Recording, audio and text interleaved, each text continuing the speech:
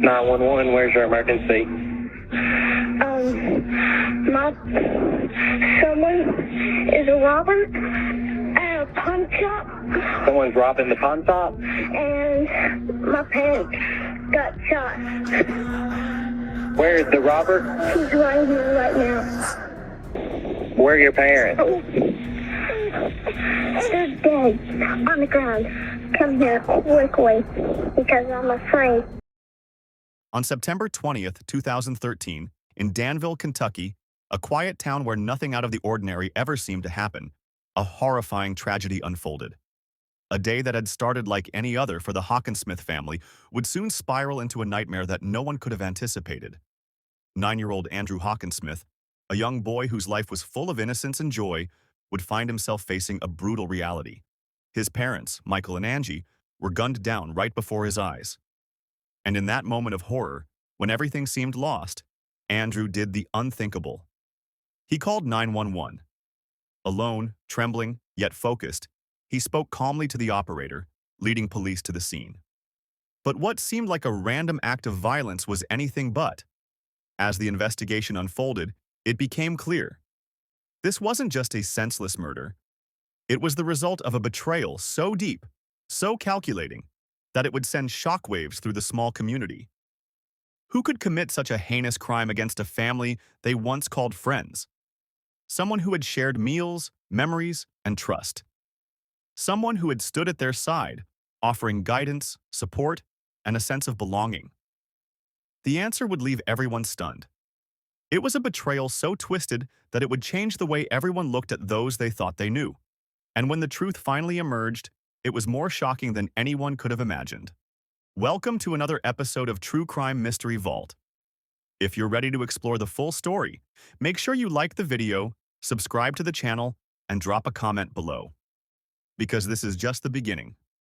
And trust me, you won't want to miss a second of what comes next. Michael and Angie Hockensmith had built a life many would envy. In a small town like Danville, they were more than just business owners. They were pillars of their community. Known for their kindness and generosity, the Hockensmiths had earned the respect and admiration of everyone around them.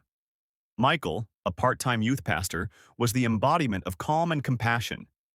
He spent his days working with young people at church, teaching them about faith, family, and the importance of doing right by others.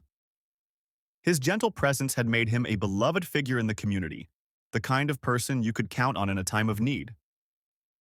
Angie, his partner in life and business, was just as admired. She helped manage their family-run pawn shop, ABC Gold, Games and More, a place that became as much a community hub as it was a business. It wasn't just a pawn shop.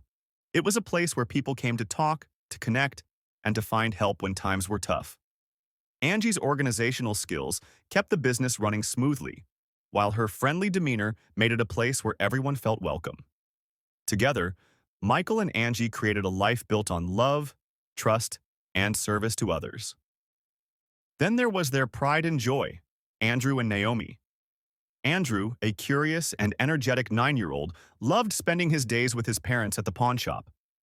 He was the light of their lives, always full of questions and laughter, and his parents cherished every moment they spent with him. Naomi, their 14-month-old daughter, had only just started to walk. Together, the family was happy. They were whole. But that was all about to change. Their life was one of simplicity, routine, and above all, love. But like so many families, there was one element that kept them moving forward: trust. They trusted their community, their friends, and even their business partners. It was that very trust that would be shattered in the most unimaginable way.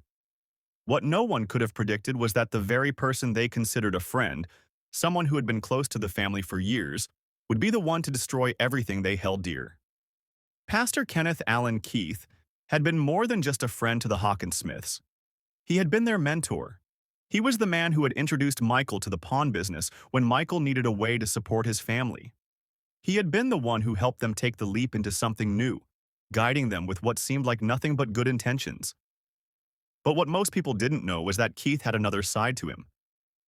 Beneath the calm exterior was a man consumed by ambition, by jealousy, and by a deep resentment that would eventually lead to something far more destructive than anyone could have imagined.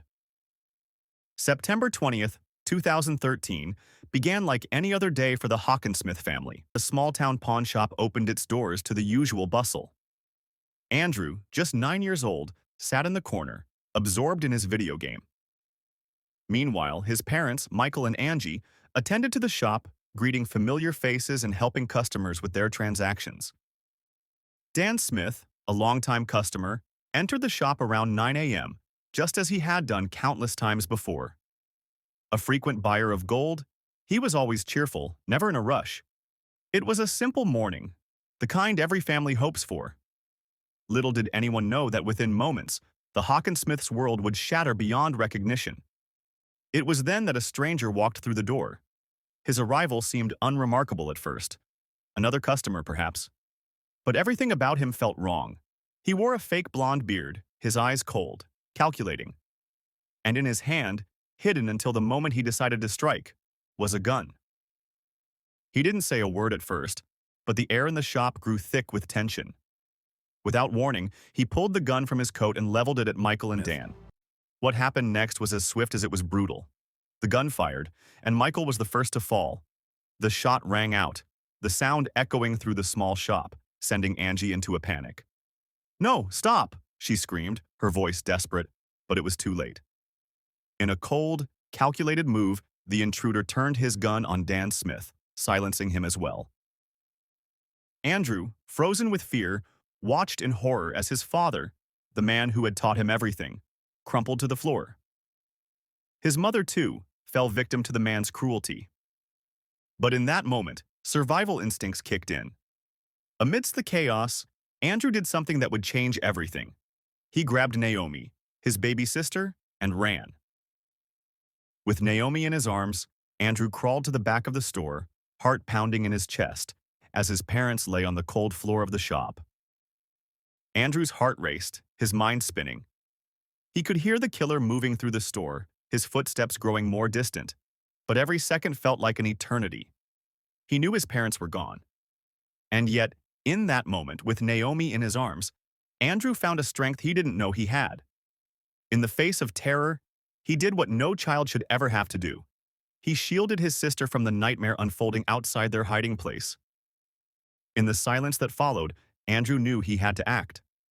With the killer still inside, he grabbed the phone and called for help. 911, where's your emergency? Someone is a robber at a pawn shop, Someone's robbing the pawn shop? and my parents got shot. Where's the robber? He's right here right now. The robber. Does he have a gun? Yes. He shot my parents. Okay, can he see you? I'm in the back right now. You're in the back? Excuse me. So the robber's up front of the store? Yes, but I don't know if he's here or not. But come quickly. Where are your parents? They're dead on the ground. Come here quickly because I'm afraid. Please hurry. Okay, they're coming, okay? The police arrived at the scene within minutes, but what they walked into was a nightmare. The calm streets of Danville, which had never seen anything like this, were now witness to a tragedy no one could have predicted. The first responders, trained to handle crime scenes, were unprepared for the horror that awaited them inside the pawn shop. 3 bodies lay motionless, their lives taken with brutal efficiency. Michael, Angie, and Dan Smith were all shot at close range. Gunshots to the head and torso, each victim left with the unmistakable mark of a calculated execution. The brutality of it all was hard to comprehend. At first glance, it looked like a robbery gone horribly wrong. But something didn't add up. The cash register was full, with over $1,000 still untouched. Dan Smith's briefcase, which he always carried with him, remained open on the counter, with the money inside untouched. If this was a robbery, why hadn't the thief taken anything? No money had been taken. No valuables were missing. The crime didn't fit the pattern of a typical robbery. In fact, It seemed as if the killer had intentionally left behind anything of value. The motive was unclear, leaving investigators with more questions than answers. Then there was the weapon. 22 caliber shell casings were found scattered across the floor, another piece of the puzzle. But even this left investigators wondering. The caliber of the weapon suggested something personal, not random. The shots were deliberate, methodical. Whoever had done this knew exactly what they were doing. As the investigation began to unfold, the first significant clue came from a witness, a worker from Rainbow Cleaners, located just a short walk from the pawnshop. The employee had seen a silver minivan parked near the pawnshop earlier that morning. But it wasn't just the vehicle that stood out, it was the man driving it. "I saw the guy get out of the van around 8:45 a.m. He was tall, wearing a fake blonde beard. I didn't think much of it at the time, but after hearing about the shooting, it clicked. That guy, he looked like trouble." The witness's description of the man was striking. A tall individual with a fake blonde beard, matching exactly what Andrew had told the 911 dispatcher. This was the break investigators needed. It was clear now that the killer had been in the area long before the murders took place, watching, waiting. Andrew's recollection of the events would turn out to be the key to unraveling the mystery. His description of the man, along with the witness's testimony, linked the killer to the crime scene. But there were still too many unknowns. Who was this man? And why did he target the Hockensmiths? As investigators pieced together the evidence, the search for the silver minivan intensified. Footage from a nearby office building showed a vehicle matching the description, but the video was too blurry to provide any clear leads. Still, it was something, a direction, a thread to follow. Though the investigation had begun to take shape, the true identity of the killer remained elusive. There was no concrete suspect, no clear motive. The Hockensmiths' murder had become a mystery, one that was only beginning to unravel. After the murders, as investigators combed through the aftermath, it wasn't long before Keith's behavior started to raise suspicion. He reached out to a friend, someone he had confided in before, and began to speak about the tragedy, about the killings. But what he said wasn't the sorrow you'd expect from a man who had lost close friends. Instead, it was a subtle admission of something more unsettling. When somebody's being murdered in such a heinous way as what this was, you want to make them, out to be saints. I understand that. Mm-hmm. But between you and me, brother, they were crooked people. Is that right? They went into it with the whole point from day one to take over that business from me. I don't mean to speak ill. No, I ain't. Facts are facts. Yeah. And here's the thing. I can't tell nobody none of this because what does it make me look? Yeah. It makes me look like a perpetrator, see? Keith's words were chilling. It wasn't grief or regret that filled his voice. It was a sense of injustice. He spoke of Michael and Angie as if their deaths were not a tragedy but a form of payback for something he believed they had taken from him. It was a story of betrayal, a story that began to sound more like a justification for murder than an expression of grief. It became clear that Keith was not just a man mourning the loss of two close friends. He was a man whose bitterness had boiled over into violent rage. And as detectives dug deeper into his life, they found more unsettling clues. While Keith continued to claim that he had been miles away, buying medicine for his wife at a pharmacy in Somerset, investigators were beginning to piece together a different narrative. The surveillance footage from the pharmacy, captured just minutes after the murders, showed Keith entering the store with a distinct lack of urgency. His calm demeanor did not match the chaotic events unfolding just a short distance away. At 9:24 a.m., the time Keith had claimed to be at the pharmacy, surveillance footage captured him casually walking through the store, a stark contrast to the emergency unfolding in Danville. The timeline just didn't add up. There was no way Keith could have been in both places at the same time. His alibi was falling apart. The pieces of the puzzle started falling into place. Keith had a history of financial struggles, debts that had piled up over time. The pawn shop, once his pride and joy, had been sold off to Michael and Angie after he was forced out due to his worsening situation. And as his financial woes grew, so did his bitterness. His financial ruin was a direct result of the Hockensmiths' success. The thought of them profiting from the business he had built, a business he felt entitled to, was a constant source of frustration. Then came the final piece of the puzzle. A silver Dodge minivan, which had been spotted by witnesses near the crime scene, was linked directly to Keith. The vehicle, once a fleeting detail, now seemed like the key to solving the mystery. The minivan wasn't just a witness to the crime. It was a vehicle driven by the man responsible for it. Keith had tried to cover his tracks, driving to Somerset to buy medicine, stopping at a car wash to wash away any evidence. But the truth couldn't be hidden. The timing, the alibi, the van, it all pointed to one conclusion. Keith's facade as a community leader, a man of faith, began to crack. He had betrayed the Hockensmiths, exploiting their trust, their friendship, for his own gain. And now, as the investigation reached its climax, it became clear. The man they had once considered family was the one who had destroyed theirs. Pastor Kenneth Allen Keith's role in this tragedy was becoming undeniable. His actions, his words, his mounting resentment, it all led to one painful conclusion. He had planned the murders of his friends and business partners, and in doing so, he had not only destroyed their lives but betrayed the very trust that had once made him a part of their family. Keith's alibi, carefully constructed and rehearsed, was beginning to unravel. And with the evidence stacking up, the question was no longer if Keith was involved. It was just a matter of proving how he had done it. While the investigators worked tirelessly to piece together the physical evidence, there was one crucial detail that only Andrew Hockensmith could provide: his memory of the man who had killed his parents. A child's recollection, clear and precise, would turn out to be the final piece of the puzzle. He was tall. He had a fake blonde beard like the kind you wear for Halloween. I could see his face really well, and he looked angry. Andrew's description matched perfectly with the man investigators had been looking for. A tall man, with a fake blonde beard, matching the appearance of Pastor Keith. But it wasn't just his appearance that tied him to the crime. It was the way Andrew described the man's cold, calculating demeanor. I remember crawling over to the doorway.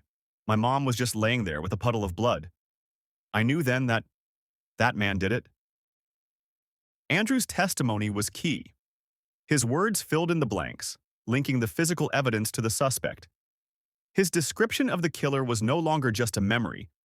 It was the confirmation the investigators had been waiting for. The puzzle pieces were finally falling into place. With Andrew's testimony, the evidence against Keith was undeniable. The minivan, the timing, the physical description, it all pointed to the same person. Pastor Kenneth Allen Keith, once a trusted family friend, was now the prime suspect in a brutal triple murder. The truth was finally clear. Keith had betrayed the very family who had taken him in. But the investigation was far from over. With the pieces falling into place, the question now became, how far would Pastor Keith go to cover his tracks? And could the authorities catch him before he disappeared for good? With each new lead, the truth about Pastor Kenneth Allen Keith began to emerge. The evidence, once scattered, was now falling into place, each discovery pointing directly at him. Inside Keith's pawn shop, investigators uncovered crucial pieces of evidence: large sums of cash hidden away, a fake blonde beard identical to the one worn by the killer, and .22 caliber bullets, the same type used to execute Michael, Angie, and Dan Smith. The evidence painted a chilling picture. The man they once trusted was hiding his true identity behind a mask of deceit. Keith had been meticulous, keeping the cash and other items as if he were preparing for something. But the bullets, those told the story. He had not just killed, he had planned it. And then came the confession. A slip-up, perhaps. Or maybe he believed that his carefully constructed alibi would protect him. During a phone call with a close friend, Keith's true feelings came to light. His words, spoken so casually, exposed his guilt for all to hear. I had to do it. Michael and Angie, they took everything from me. That pawn shop, it was mine. They didn't deserve it. I couldn't let it go anymore. Keith's confession, captured in a moment of cold revelation, confirmed what investigators had feared. This wasn't a crime of passion. It was a premeditated act of revenge. A man consumed by greed and resentment, willing to destroy the lives of those who had once been close to him. all for control of a business he no longer owned. I was in Danville, but I was at the pharmacy. I'm standing in the pharmacy while all this happened. Keith's attempt to cover his tracks was as calculated as the crime itself. He tried to stage the murders as a botched robbery, one that went horribly wrong, but the evidence told a different story. No money was taken. No valuables were stolen. Everything was left untouched, almost as if the killer had been there with a different purpose in mind. Pastor Keith had been caught. His confession, his involvement, and his motive were all clear. But even with the truth laid bare, there was no explaining away the betrayal of trust, the lives lost, and the shattered families left behind. The investigation had drawn to its conclusion. His lies, his confession, and the overwhelming evidence of his guilt had left investigators with only one final task: to bring him to justice. Pastor Keith was arrested. Charged with 3 counts of first-degree murder and robbery, he was led away in handcuffs from the very pawn shop he had once owned. His face, as cold and emotionless as it had been throughout the investigation, revealed nothing. The man who had betrayed his friends, his family, and his community was finally in custody. Keith, once a man of faith, now stood before the law, his fate sealed. Keith made a decision. To avoid the death penalty, he pleaded guilty to all charges, accepting a sentence of life in prison without the possibility of parole. With Keith's guilty plea, the case was closed. But for Andrew, the wounds would never fully heal. The man who had taken everything from him, his parents, his childhood, his sense of security, would spend the rest of his life behind bars. But that was little comfort. No sentence, no amount of justice could ever bring back the family he had lost. Andrew's bravery on that horrific day had saved his life and his sister's life. But it was his courage in the aftermath, his ability to move forward and find peace, that truly defined him. The little boy who had called 911 to save his sister and lead police to the killer was now a young man determined to honor the memory of the parents he had lost. He used his pain, his grief, to fuel his resilience, never letting it define who he was or who he could become. Andrew's journey was far from easy. The scars of that day would never fully fade. If it hadn't been for Andrew and Naomi, I don't think I would have survived. But he found strength in the love and support of his family. He proved that even in the darkest moments, light can still shine through. His parents may have been taken from him too soon, but their spirit, their love, would forever live on within him. Keith was behind bars, and the justice for Michael, Angie, and Dan was served. But for Andrew, the journey was far from over. He would continue to carry the memory of his parents with him, honoring them with every step he took. Some stories end with answers, with a sense of closure, but others linger, leaving us to ponder the untold truths hidden beneath the surface. The Hockensmith family's story is one of tragedy, betrayal, and ultimately, justice. But it also reminds us of something far more powerful: courage. In the face of unimaginable loss, one boy, with nothing but his wits and his will to survive, turned tragedy into triumph. And though justice has been served, there are still lingering questions. But in the end, does true justice really exist for those left behind? And how does one move forward after such a loss, when the echoes of betrayal are still fresh in their minds? Only time will tell. Thank you for watching. If this case moved you, or if you've got thoughts about where truth and accountability really lie, drop them in the comments below. Don't forget to like, subscribe, and hit the notification bell. Because the stories we tell here don't just fill time. They remind us just how close the darkness really is.